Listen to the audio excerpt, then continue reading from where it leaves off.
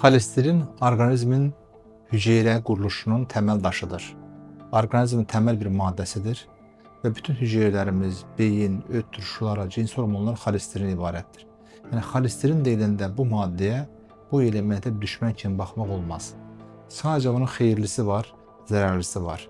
Zərərli LDL dediyimiz low-density, yəni aşağı sıxlıqlı lipoproteinlərin xolesterinin bəlli bir səviyyədə 190 milliqram desilitrin üzərində olması ümumi toplum üçün aparılan tədqiqatlarda zərərli olmağı, xüsusən ürək-damar risklərinin artdığı sübut olunmuşdur. Çox vaxt da yüksək xolesterin dəyərləri genetik məsələlərə bağlı olur. Amma ürək-damar risklərimizi aşağı salmaq üçün normal metabolizma sağlam xolesterinin, xeyirli xolesterinin artmağına və zərərli xolesterin aşağı düşməyinə səbəb olur. Bu da normal yuxu rejimi, ideal bədən çəkisi, aktiv idman və doğru düzgün sağlamlıq qidalanma ilə, fast food, hazır qidalardan uzaq durmaq ilə əlaqədardır.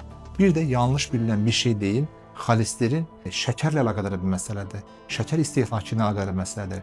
Yağla əlaqədar bir məsələ deyildir. Bunu da əhalimizin düzgün bilməyi lazım.